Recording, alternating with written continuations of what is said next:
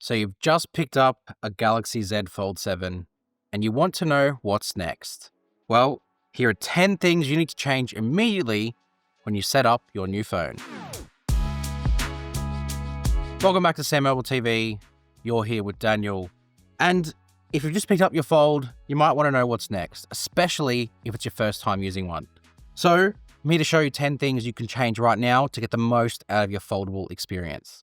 The first is to do with the cover screen and the internal display. By default, set up out of the box, it's going to have this thing called cover screen mirroring, where the cover screen home screen setup is what's going to be mirrored on the inside. You'll notice here that that side of the screen is the second page from the cover screen, and that side is the main home screen. So to change that, and if you want to have different cover screen and home screen experiences on the inside, pinch out, go to settings, and turn off cover screen mirroring. That way, they're going to have two separate experiences and you can change the inner display to suit your needs of what you need to do when you're in there versus what's on the front.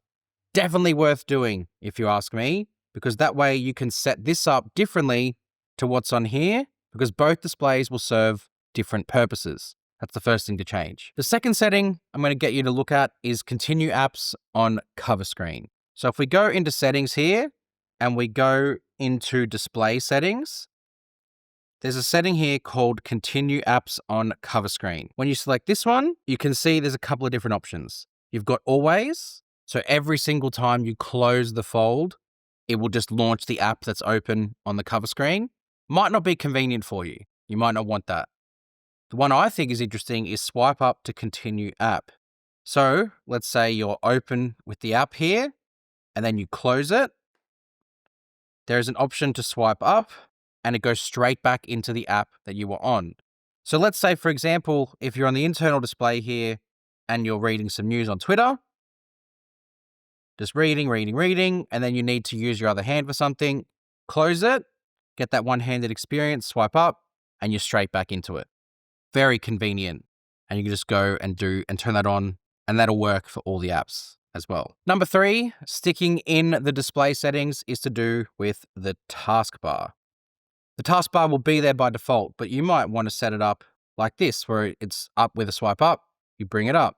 So again, back into settings, back into display, and we go into taskbar.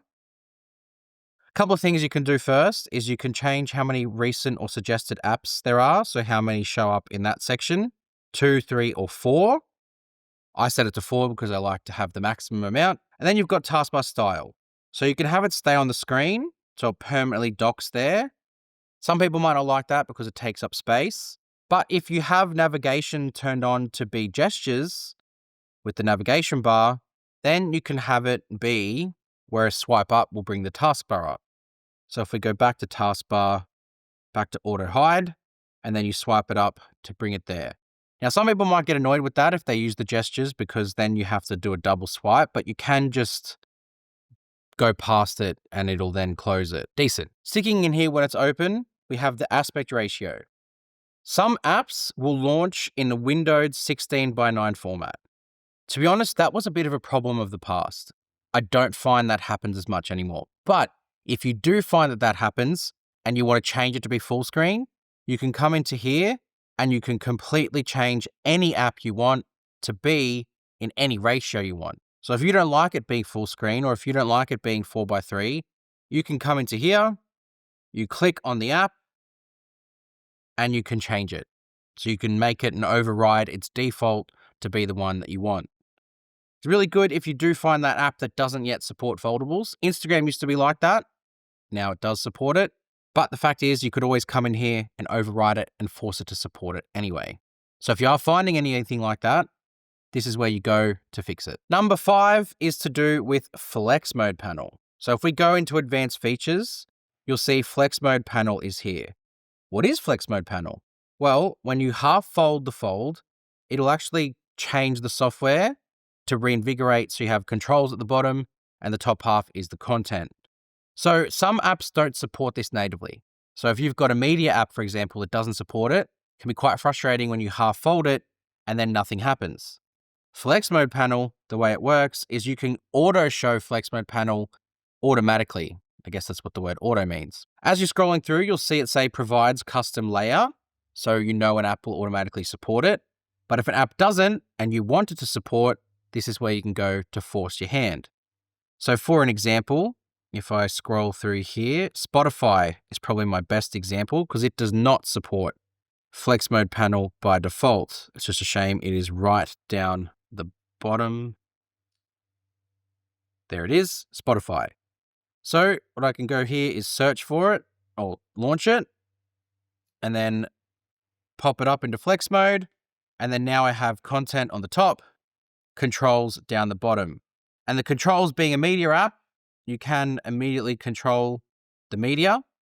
And then you have extra controls here. So you can bring down the quick panel, you can take a screenshot, or you can activate a little touchpad, which then turns it into like a keyboard or a mouse situation where you have a mouse on the screen that the touchpad can control. And then you've got like a swipe, like scroll wheel on the side here. Awesome. And I love how they've maintained the media at the bottom here. And then you can just get rid of it. Now, if you haven't got flex mode panel on for the app, Samsung do have a little flex mode icon here, which then automatically does activate it. So if you forget, at least they remind you once you've flexed it. Number 6 is to do with multi-window, and it's called Show Multi-Window Menu. So if we go into Advanced Features and into Multi-Window, there is a Show Multi-Window menu with one window. So if you have multi-window open here, there's a little menu button there that you can press, that you can dock it out. But when it's like this, that menu isn't there. So toggling this on activates that menu, and then you can easily activate split screen from one window being open and then launch your second app next to it. It's great too, because then you can also pop it into a pop-up window from there as well, and then force it back into full screen. So that can permanently be docked there with this toggle should you wish to. I'm going to stay in here for the next tip because it's full screen in split screen view.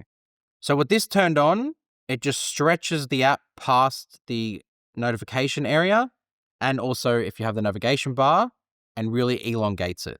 So with this turned off, that won't work. So I'll show you it turned off.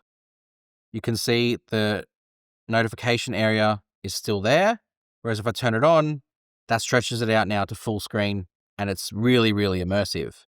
Really good if you want to really take advantage of the screen real estate that a foldable gives you. Next, we're going to jump into the Labs menu. And there's one here, Landscape View for Portrait Apps. So this is one, again, foldable software has come a long way, so this doesn't really impact as much anymore, but there could still be the odd app that doesn't work.